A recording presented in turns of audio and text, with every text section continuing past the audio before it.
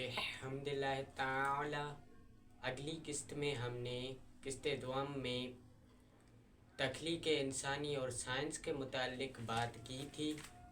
اس میں ہم نے قرآن کریم سے تخلیق انسانی کا بیان کیا تھا اور اس کے علاوہ سائنس کا جو تخلیق انسانی کا نظریہ ہے اسے دینی دلائل سے رد کیا تھا۔ سائنس سے اعتراض نمبر 3 بیان کرنے سے پہلے میں ایک کانسیپٹ سائنس کا بیان کرنا چاہوں گا جو کہ ہے کلاسیفیکیشن سسٹم۔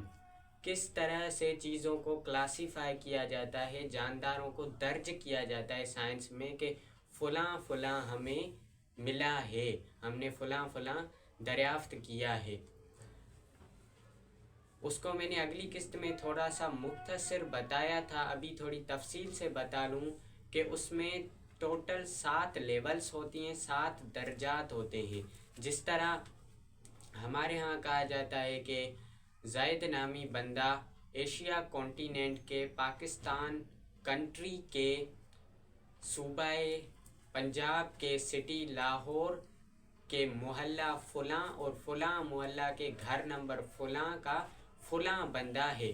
یہ ٹوٹل ہو جاتے ہیں 7 درجات، 7 لیولز۔ اسی طرح سائنس میں بھی 7 درجات ہوتے ہیں کسی بھی چیز کو شمار کرنے کے لیے۔ سب سے جو بڑا درجہ ہوتا ہے اوپری، جس طرح ہم نے کہا کانٹیننٹس وغیرہ، ایشیا، افریقہ، تو وہ ہوتا ہے کنگڈم، اور ٹوٹل 5 کنگڈم ہے سائنس میں۔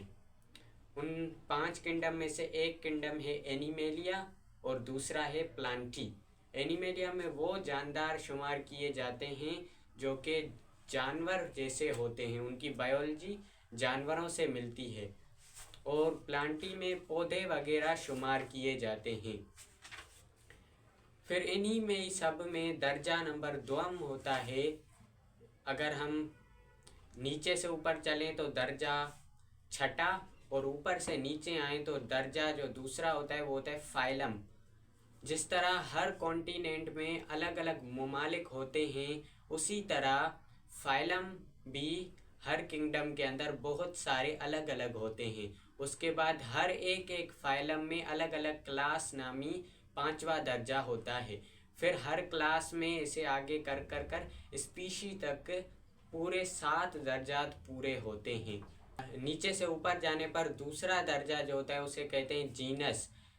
سائنس کے نظریے کے مطابق انسان کو جینس ہومو دیا گیا ہے، اور اس کو اسپیشی یعنی پہلا درجہ وہ سیپینس دیا گیا ہے۔ اس کو ملا کر سائنس میں انسان کو کہا جاتا ہے ہومو سیپینس۔ اسی طرح دوسرے جانداروں کو بھی، پورے جو جاندار آج تک دریافت ہوئے ہیں ان کو بھی شمار اسی طرح سائنس میں کیا جاتا ہے۔ ابھی اعتراض نمبر جو 1 ہے وہ ہے وجود جنات۔ سائنس کی اگر بات کریں تو یہاں پر ایک جگہ پر یہ خود کہتے ہیں کہ جنات ہیں، وہیں پر دوسری جگہ پر کہتے ہیں کہ جنات نہیں ہیں۔ جیسا کہ پیرا نارمل سائنس، یعنی ایسی جنات وغیرہ جیسی چیزوں کی اس میں پڑھائی کی جاتی ہے، تو ایک بارہا لوگ ایسے ہیں، ہزارہا لوگ ایسے ہیں جو کہ پیرا نارمل سائنس میں یقین رکھتے ہیں، پھر وہیں پر دوسرے لوگ ایسے ہیں جو سائنس پیرا نارمل پہ یقین نہیں رکھتے، جنات پہ یقین نہیں رکھتے۔ پھر جو یقین رکھتے ہیں ان کا بھی سسٹم کو جیسا ہے کہ بائیولوجی میں جو نارمل سائنس ہے اس میں کلاسیفیکیشن سسٹم میں کہیں بھی آپ کو جنات کے نام سے کوئی کنگڈم نہیں ملے گا، گھوسٹس کے نام سے، پیرا نارمل ایکٹیویٹیز کے نام سے کوئی کنگڈم نہیں ملے گا۔ اگر آپ یقین رکھتے ہیں تو پھر آپ کو یقیناً وہ جاندار ہیں، وہ بھی زندہ چیزیں، ان کے لیے کنگڈم بنانا پڑے گا۔ اور پیرا نارمل سائنس میں باقاعدگی سے آج بھی مقامات ایسے ہیں، کتب ایسی لکھی ہوئی ہیں جو انگریزوں نے، کفار نے لکھی ہیں، مگر ان میں وجود جنات سائنسی طور پر ثابت ہوتا ہے، تو پھر آپ کلاسیفیکیشن سسٹم میں جنات کو کیوں نہیں لا رہے؟ انہیں بھی تو درج کرنا چاہیے نا۔ وہ الگ بات ہے کہ جنات جو ہے نا ہم ایک ایک کو پکڑ کر اس کو درج نہیں کریں گے، مگر جتنی ہمیں معلومات فی الحال ملی ہے، جو سائنس کے ذریعے آپ کہتے ہیں، تو آپ کو سائنس کے ذریعے جو معلومات فی الحال ملی ہے اس کو تو दर्ज करना चाहिए ना। एक चीज़ आपके सामने जानदार पड़ी है और आप उसको दर्ज ही नहीं कर रहे।